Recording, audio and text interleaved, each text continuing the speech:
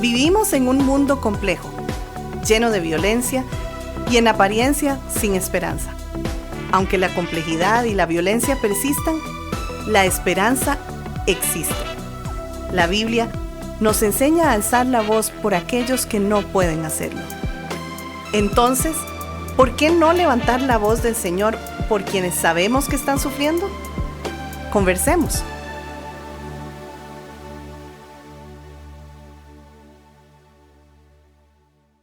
Concluimos esta serie de las fases de la violencia doméstica sobre la identificación e intervención con personas que viven en contextos de violencia relacional con el propósito de aprender cómo acompañarlas en sus distintas fases. Este acompañamiento no implica asumir un rol de salvadores, sino de acompañantes, animando a la persona a reconocer y poner en práctica los recursos de afrontamiento que Cristo ya ha ganado para cada uno de nosotros y que son posibles gracias a la acción del Espíritu Santo junto a nuestra colaboración responsable.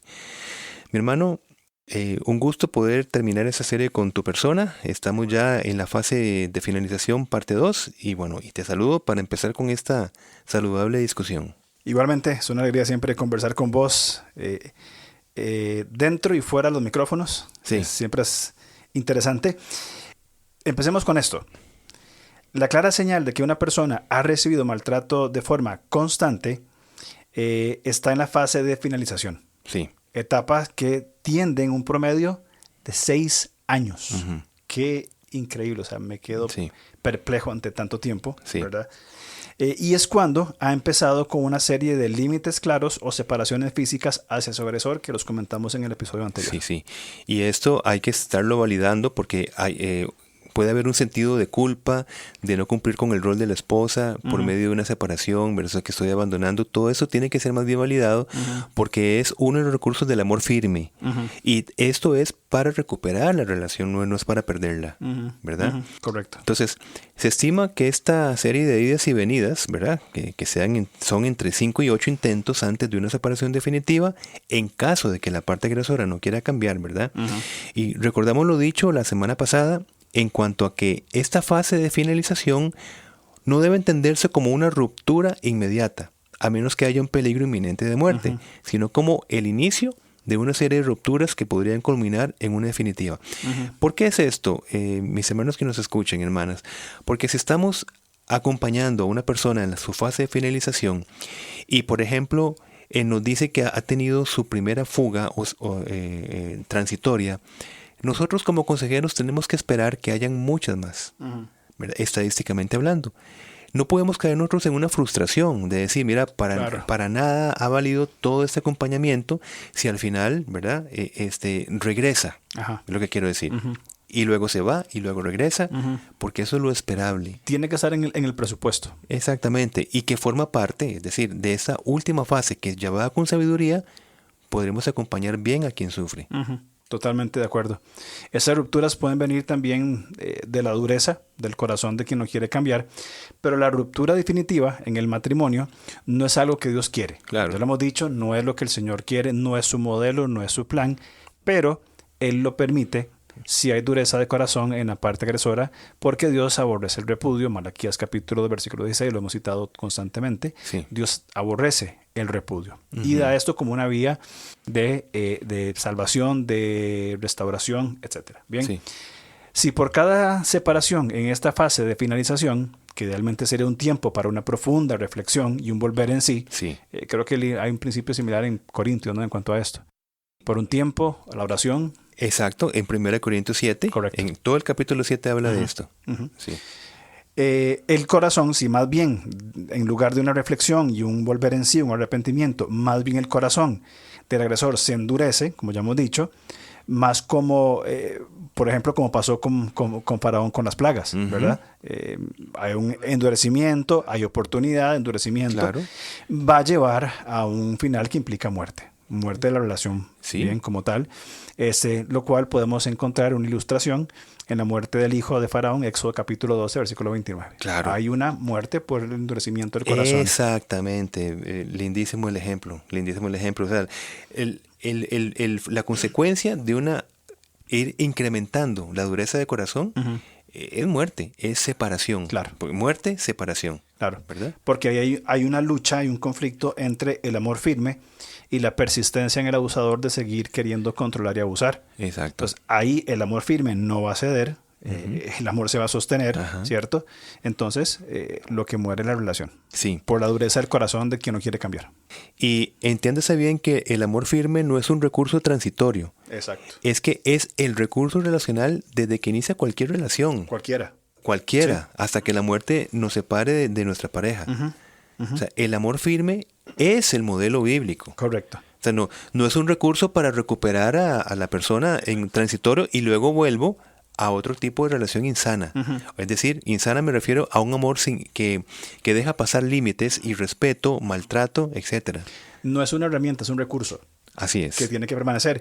Nada más para quizás si alguien nos escucha y no entiende mucho el concepto de amor firme, en nuestro podcast hay varios programas, creo que rondan en los 160 me parece, de amor firme, y eso está basado en el libro de James Dobson, que se llama El amor debe ser firme. Sí. Un librito viejito, ¿verdad? Un clásico de Dobson, que también pueden, pues como un recurso adicional, ir fortaleciendo este concepto. Claro que sí.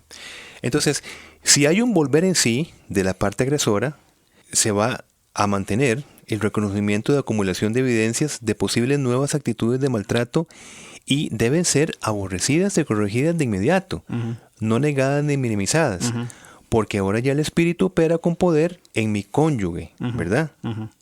Recordemos que el espíritu puede ser contristado, ¿verdad? Entonces, digamos, si son negadas y minimizadas, estos recursos que por medio de la identidad en Cristo pueden ser, digamos, contristados. Exacto. ¿Ves? Por la irresponsabilidad, por no asumir un papel responsable ante el maltrato. Correcto. O sea, tenemos la responsabilidad de oponernos. Sí. Es decir, no es una concesión. Dios aborrece el repudio. Es un mandato. Es un mandato. De acuerdo. Claro que sí. Y junto con eso que estás diciendo, creo que es importante recalcar de que si en en acumulación de estas evidencias, la persona minimiza o niega, estaría volviendo a la fase 1, ¿no? Sí. Hay un retroceso emocional en el sentir de la víctima de volver a estas cosas que ya fueron tratadas y fueron, llamémosle de cierto modo, superadas, ¿no? Exacto. Y permíteme poner a ese guión, también hay una, aparte del problema emocional que estás diciendo, un retroceso emocional, hay un retroceso espiritual. Espiritual significa retroceso de los recursos del espíritu en nuestra vida, ¿verdad? No es que perdemos el espíritu, no. Estoy diciendo es que si somos edificados en el espíritu es por ir madurando y creciendo espiritualmente, ¿verdad? Correcto. Entonces, si nos devolvemos, el espíritu se contrista. Es decir, nosotros decidimos no tomar y vivir los recursos del espíritu ganados por Cristo Jesús, aplicados a nuestra vida para nuestras relaciones. Es un retroceso en todo sentido, entonces. Todo sentido. Emocional, espiritual, inclusive relacional, familiar. De modelo, claro, para otros. Sí, correcto. El proceso, y enfatizo la palabra proceso, que es muy importante, este proceso de recuperación también implica que la parte ya sobreviviente siga conservando y validando su criterio de realidad. Sí, eso es importantísimo. Para mí es clave. Sí. Porque enfatizar en proceso, porque esta conservación y esta validación del criterio de realidad de nuestra identidad en Cristo, como vos usás la palabra, es un descubrimiento toda la vida. O sea, seguimos descubriendo y aún más una persona sobreviviente va a seguir descubriendo. Sí. Entonces necesita permanecer en esta condición. Este criterio de realidad también podemos entenderlo como la validación de lo que pensamos, lo que sentimos y lo que hacemos. Desde nuestra libertad en Cristo, que estamos en Él, bien, no significa imponer un criterio propio en la relación. Es decir, vea, ahora que yo soy cristiana y que yo tengo a Cristo, usted no implica, ¿cierto? Sino que significa verse con el derecho de opinar, de sentir y hacer sin que la otra parte esté minimizando completamente a la otra persona por medio de humillaciones y respetos y otras imposiciones que han sido lo común en fases previas. Entonces, en esa etapa tercera, esta persona sigue construyendo su identidad en Cristo para tener el derecho de mantengo mi identidad. ¿Quién soy yo en Cristo? No voy a retroceder. Sí, Que esto está profundísimo, mi hermano, porque inclusive el mantenimiento o la recuperación de una relación no implica que la relación va a entrar en una etapa de imposición de una parte hacia la otra. Claro.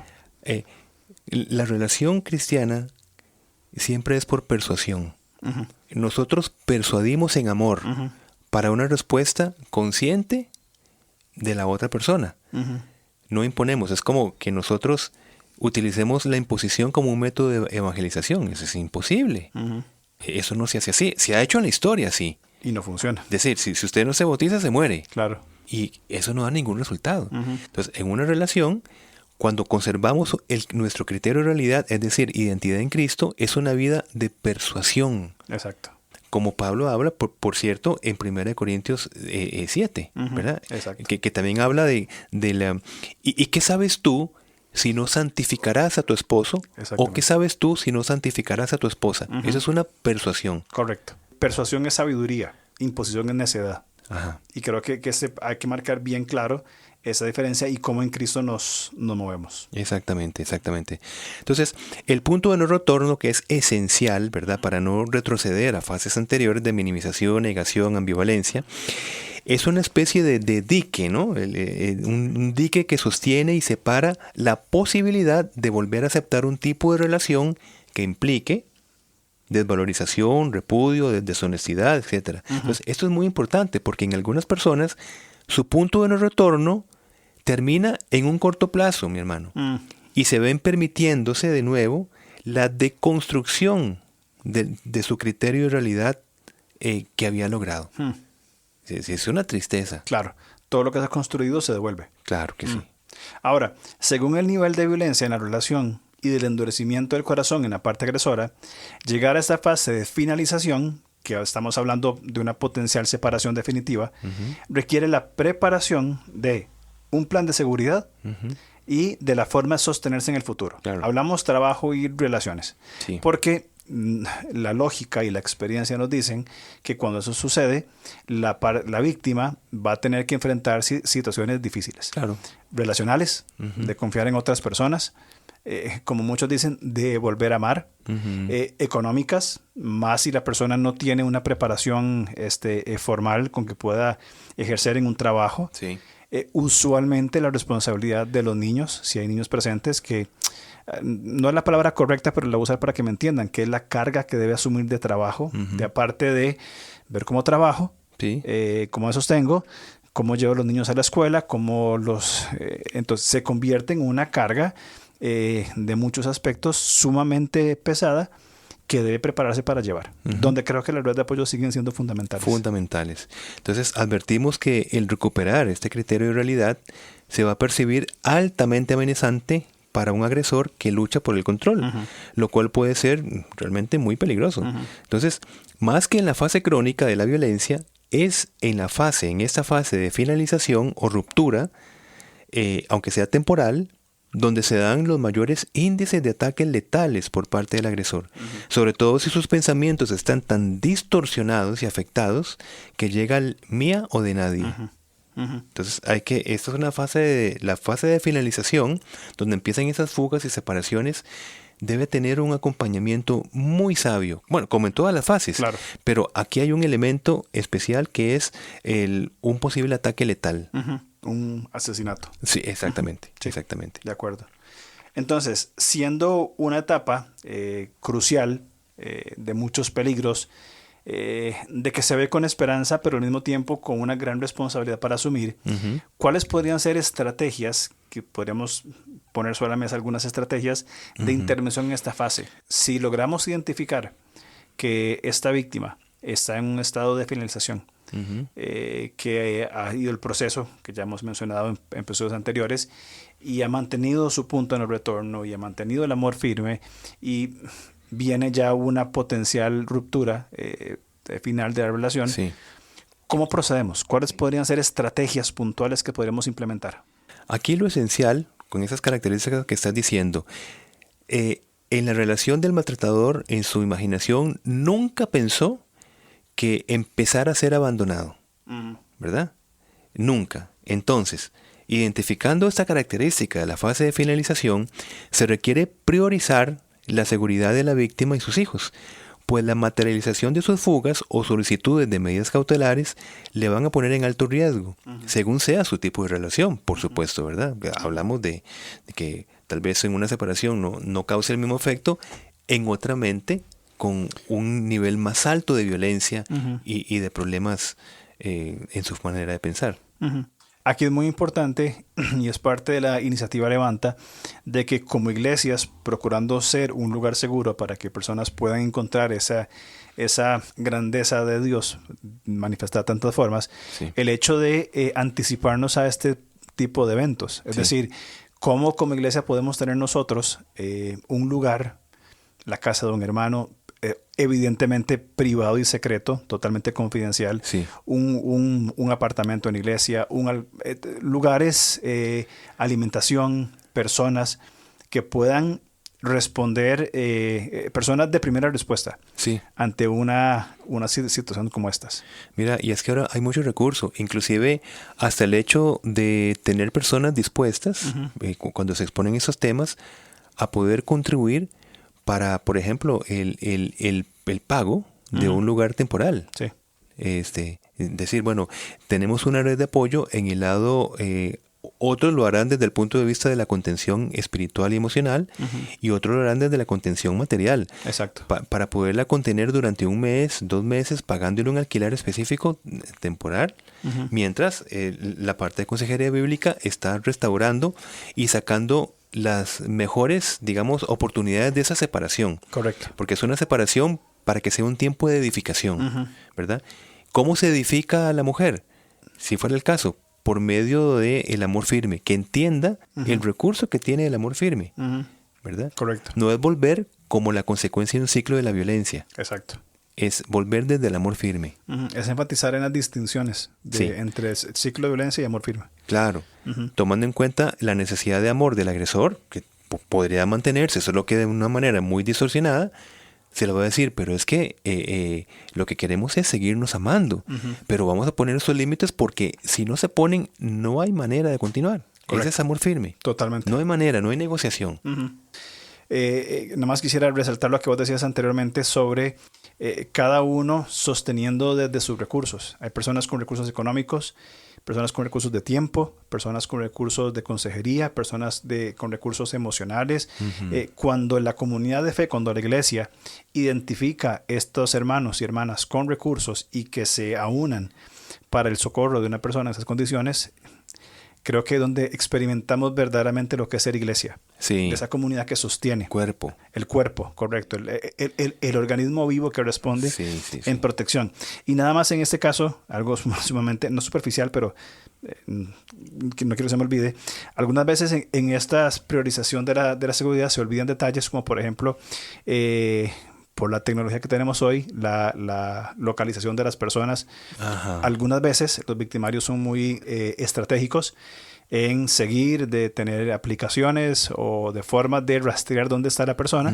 Es importante cambio o sea, desvinculación, inclusive resetear los dispositivos. Muy importante. Y comenzar con números nuevos para evitar cualquier potencial abuso, ¿verdad? O daño que se quiera infligir. Excelente. No, y vale que no se te olvidó, mi hermano. Vale que... No, o sea, es decir... Es parte del protocolo que a veces se me olvida. Qué bien, excelente. Eso está importantísimo.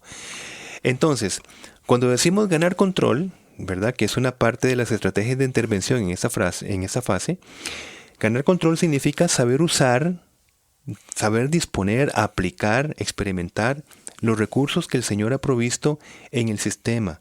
Por ejemplo, pensión, medidas cautelares, custodia de los hijos, servicios sociales a su favor, etc. Entonces, ganar control también es esos recursos que están allí desde las autoridades civiles. Correcto. Que fueron puestas por Dios. ¿Sí? Romanos 13. Exactamente. Muy bien. La experiencia del punto de no retorno será una especie, llamémosle, de muralla que impedirá la posibilidad de volver a aceptar un tipo de relación que implique desvalorización, que procure el repudio, que se fundamente en la deshonestidad. Sí. Ese punto de no retorno, esa construcción de la identidad en Cristo, es esta muralla que va deteniendo. Y se aprenderá entonces ahora, desde esta perspectiva, a mirar los hechos y no las palabras. Si aún esto no funciona, se aprenderá de las consecuencias de permanecer en un cambio de actitud relacional repentino sin denunciarlo a tiempo. Sí. Se ven los hechos. Sí, correcto. Y reconstruir la vida en caso de una separación definitiva significa, hablamos de casos graves de violencia, mantenerse, como bien ahora lo estabas anticipando, mantenerse fuera del alcance del círculo del maltrato. Procurar no solamente una separación física, sino psíquica y, como estás diciendo, tecnológica, ¿verdad? Correcto. Del agresor. Entendemos que de mediar hijos, pues esto va a ser complicado, se necesita mucha sabiduría y acompañamiento, pero sugerimos que este tipo de relación que implique custodia de los hijos sea mediado por un abogado. Totalmente de acuerdo. Sí. Enfatizo el hecho de que esa separación se va a dar en caso de asuntos graves de violencia. Sí, asuntos graves. No da pie en que es que me mira muy feo, entonces yo mejor me divorcio. Creo que es importante recalcar esto, ¿verdad? Sí. Es en casos sumamente ya graves donde la vida de la persona peligre, donde hay potencialmente un asesinato o un maltrato en esta dirección. Exacto. De nuevo, este recurso extremo sería en casos de violencia grave. O sea, se enfatiza. En casos de violencias graves, aunque haya una separación definitiva, pueden lograrse niveles de respeto para conciliar que paradójicamente no fueron posibles antes. Es decir, ahora que están separados, se puede conciliar, hay cierto respeto, que he escuchado a algunas personas decir esto: miras que ahora que nos separamos, nos llevamos súper bien. Exactamente.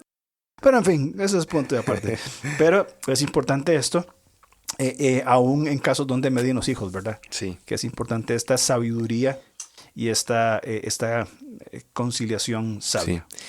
Y para finalizar, decimos que es posible que en una etapa de ruptura, digamos, en una etapa de separaciones, ¿verdad?, que puede culminar en una separación definitiva en el tiempo, pues esta etapa coexista con la reconstrucción de la víctima.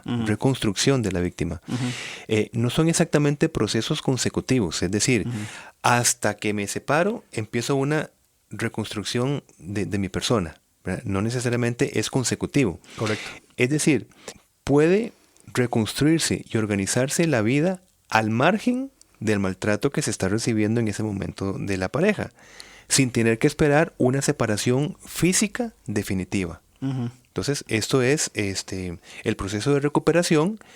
No es hasta que, por supuesto, que salir de la influencia constante del maltrato, pues va a tener un mejor terreno, unas mejores herramientas para una recuperación más saludable.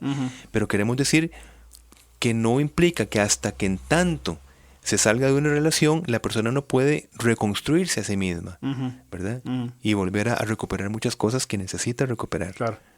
Es, como vos decís, no es exactamente consecutivo. Sí. Está la puerta abierta, y más que la puerta abierta, la necesidad de que la persona reconstruya su vida en todo sentido, que pueda avanzar y desarrollarse su identidad que ha recuperado en Cristo, pues en todo nivel. Totalmente. Pues mi hermano, ha sido, creo que toda una serie de 5 podcasts, ¿no?